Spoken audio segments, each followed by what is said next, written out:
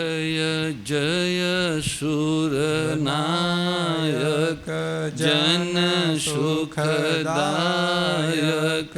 प्रणत पाल भगवंता गोदियज हितकारी जय असुरारी सिंधु सुतापिजकंता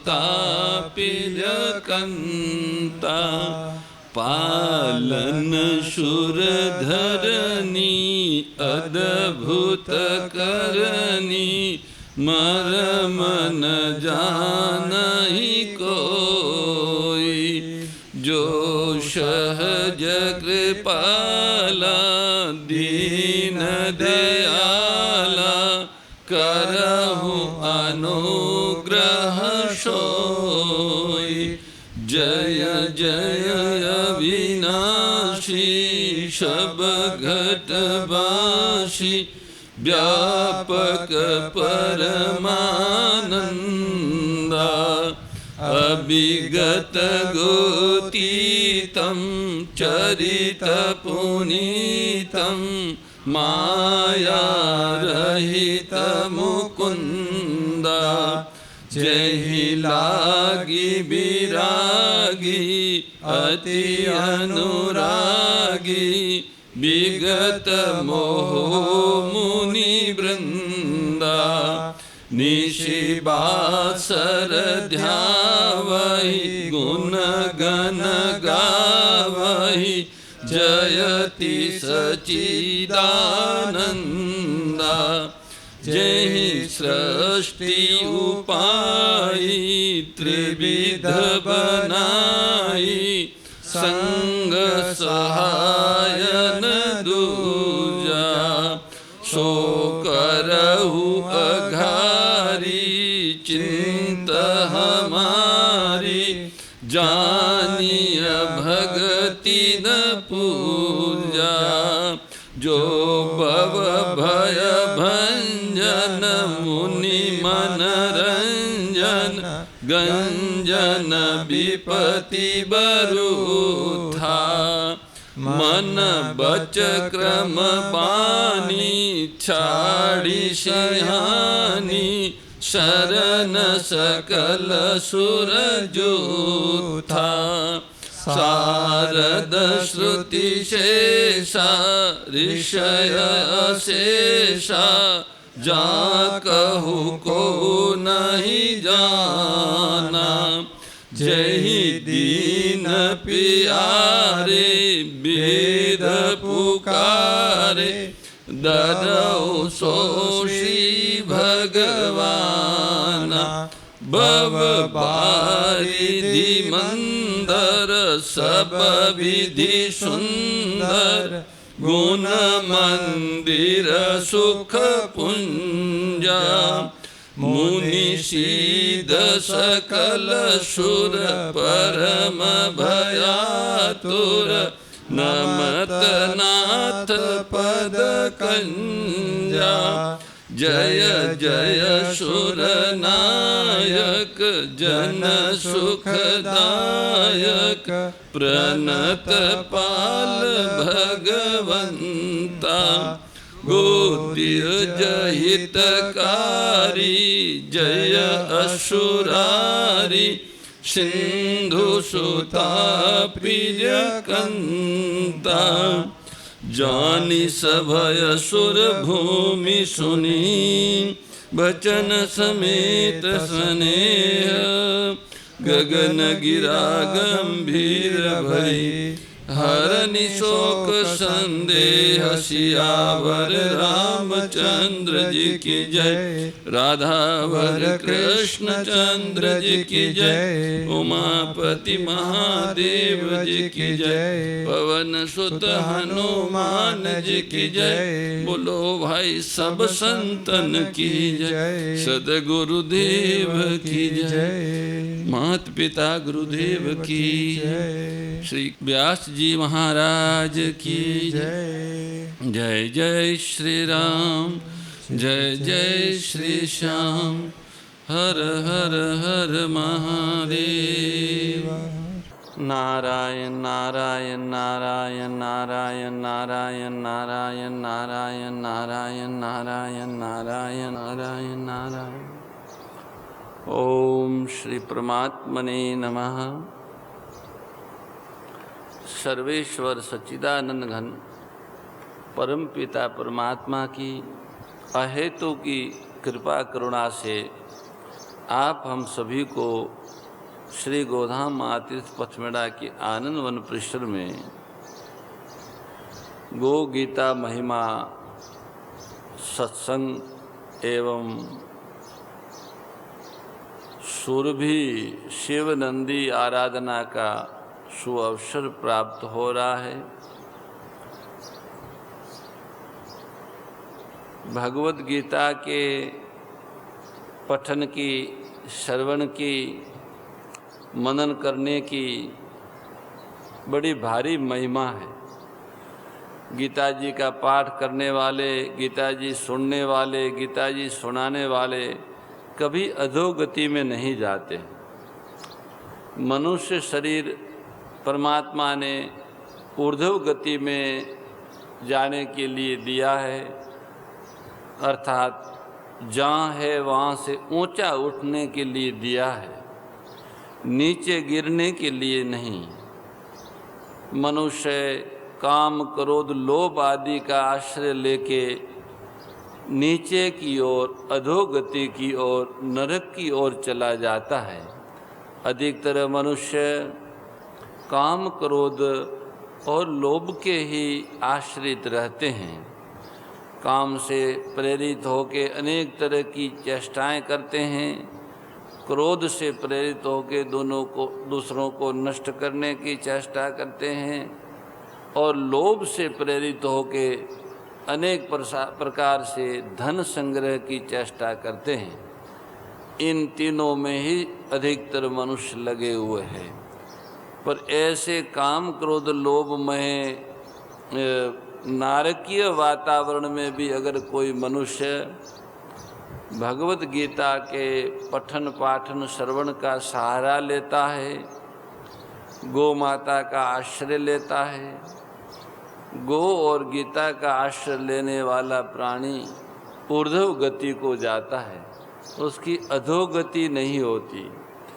इसलिए गीता भले ही समझ में ना आवे, गो महिमा भले समझ में ना आवे पूरी, पर गो सेवा और गीता का पठन श्रवण कभी छोड़ना नहीं चाहिए। पढ़ना नहीं जानते हो तो सुनो, समझ में नहीं आवे उससे मत डरो। सुनने मात्र से, गीता जी का श्रवण करने मात्र से जीव तर जाता है। गौ माता को ग्रास अर्पित करने से जीव पापों से मुक्त हो जाता है और गीता जी का पठन श्रवण करने से वो भवसागर से तर जाता है। गाय और गीता दोनों अलग अलग होते हुए भी एक ही है। गौ की महिमा तभी समझ में आती है जब गीता का पठन श्रवण मनन किया जाए, और गीता का ज्ञान तभी प्रकट होता है जब गौ माता की आस्था, श्रद्धा, विश्वास पूर्वक सेवा की जाए।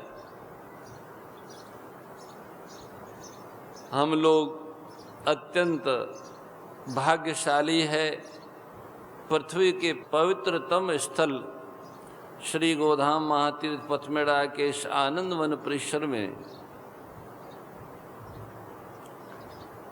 गीता जी के व्याख्यान का श्रवण कर रहे हैं। शस्त्रों गौओं के मध्य में गो पूजा और हर पूजा एवं शिवार्चन के बाद में हमें गीता श्रवण करने का यह परम लाभ प्राप्त हो रहा है। गत दिनों में हमने श्रीमद् भगवद गीता जी के 16वें अध्याय के 8वें श्लोक का व्याख्यान श्रवण किया।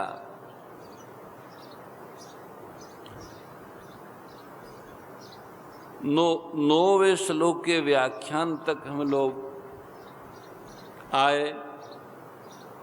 भगवान ने 16वें अध्याय के 9वें श्लोक में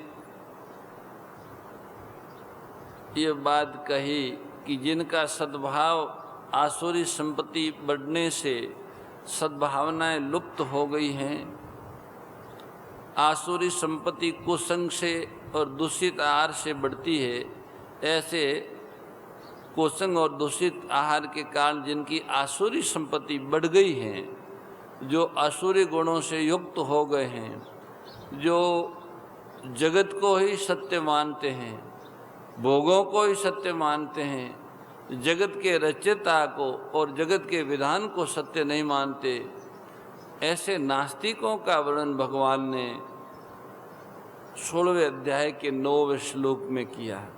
ये पूरा 16वां अध्याय देवी और आसुरी संपदा का अलग अलग वर्णन करने के लिए, उसको समझने के लिए और समझकर आसुरी संपदा का त्याग और देवी संपदा को धारण करने के लिए ही 16वां अध्याय का प्राकट्य हुआ है। 16वें अध्याय के 9वें श्लोक में कल हमने सुना कि जो लोग परमात्मा को और परमात्मा के विधान को नहीं मानते, ऐसे नास्तिक उत्पत्ति विनाशशील वस्तुओं का आश्रय लेने वाले मनुष्य अपने आत्म स्वरूप को भी नहीं मानते। उन्होंने अपनी आत्मा को बहुत तुच्छ कर दिया है और पाप कर्म परायण रहते हैं। वो पूरे संसार के शत्रु है। उन मनुष्यों को जो कुछ सामर्थ्य प्राप्त होता है वो संसार को हानि पहुंचाने में लगाते हैं। वो ऊंचे पद पे चले जाए तो दुख देते हैं, उनको धन मिल जाए, मान मिल जाए, अधिकार मिल जाए तो वो आसुरी दुर्गुणों से ग्रस्त मनुष्य उन सभी सामर्थ्यों का दुरुपयोग करते हैं। ऐसे भगवान कहते हैं, ऐसे जो आसुरी प्रकृति से ग्रस्त मनुष्य है, जिनके पास न कोई सद्कर्म है, न सद्भाव और सद्विचार, इन सब का वे निरादर करते हैं। वहाँ पर केवल मनुष्य कामनाओं का आश्रय लेकर क्या करता है? सद्कर्म का निरादर करेगा, सद्विचार का निरादर करेगा, सद्भाव का निरादर करेगा। केवल एक कामना, ये मिले वो मिले, इस तरह का आश्रय लेके वो क्या करता है? 16वें अध्याय के 10वें श्लोक में भगवान बताते हैं, श्री भगवान कहते हैं कि ऐसी आसुरी दुर्गुणों से ग्रस्त मनुष्य कभी पूरी न होने वाली कामनाओं का आश्रय लेकर दंभ, अभिमान और मद में चूर रहते हैं। अपवित्र धारणा और नियम बनाते हैं। मोह के कारण दुराग्रहों को धारण करके संसार में घूमते हैं। काम आश्रित दुष्पुरम, वे आसुरी प्रकृति वाले कभी भी पूरी न होने वाली कामनाओं का आश्रय लेते हैं। जैसे कोई मनुष्य भगवान का, कोई कर्तव्य का, कोई धर्म का, कोई स्वर्ग आदि का आश्रय लेता है, ऐसे ही आसुर प्राणी कभी पूरी न होने वाली कामनाओं का आश्रय लेते हैं। उनके मन में ये बात बड़ी गहराई से जची हुई रहती है कि कामना के बिना आदमी पत्थर जैसा हो जाता है। कामना के आश्रय के बिना आदमी की उन्नति हो ही नहीं सकती। आज जितने आदमी नेता, पंडित, धनी आदि हुए हैं, वे सब कामनाओं के कारण हुए। इस प्रकार कामना के आश्रित रहने वाले भगवान को, परलोक को, प्रारब्ध आदि को नहीं मानते हैं। अब उन कामनाओं की पूर्ति किनके द्वारा करे, उसके साथी कौन है? तो बताते कि दंभाभिमान मदानि बता, वे दंभ, मान और मद से युक्त रहते हैं। उनकी कामना पूर्ति के बल है दंभ, अभिमान और मद। जहाँ जिसके सामने जैसा बनने से अपना मतलब सिद्ध हो जाता है। अपना मतलब सिद्ध करने के लिए वो सब तरह का कपट करते हैं। धन, मान, बड़ाई, पूजा, प्रतिष्ठा, आदर, सत्कार, वाहवाह आदि मिलते हो, वहाँ उनके सामने वैसा ही अपने को दिखाना दंभ है। अंदर है नहीं, पर बाहर से वाहवाह दिखाने के लिए बाहर से ऐसा स्वरूप बनाना दंभ है। अपने को बड़ा मानना, हम दूसरों से बड़े हैं, दूसरों से श्रेष्ठ है, हमारे पास धन है, हमारी बहुत पहचान है, हमारी चलती है, हम बुद्धिमान है, ये अभिमान है। और हमारे पास इतनी विद्या, इतनी बुद्धि, इतनी योग्यता आदि है, इस बात को लेकर जो नशा चढ़ता है वो मद है। तो वे सदा दंभ, मान और मद में सने हुए रहते हैं।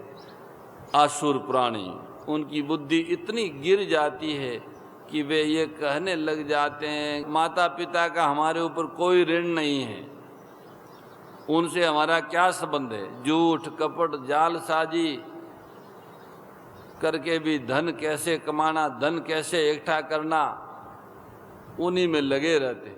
समता त्याग सिखावनी हरि मुख की बानी, ओ मैया हरि मुख की बानी।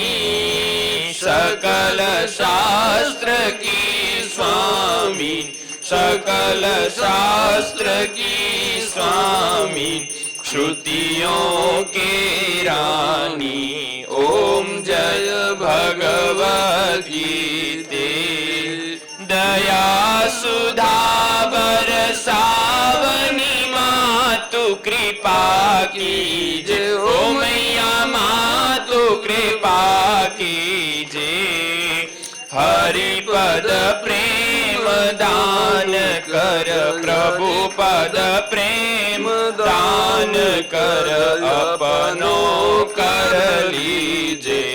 ओम जय भगवद गीते, जय भगवद गीते। ओ मैया जय भगवद गीते।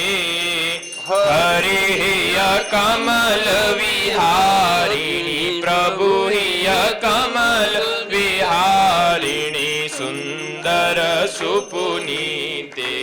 ओम जय भगवद गीते। गीता माता की जय।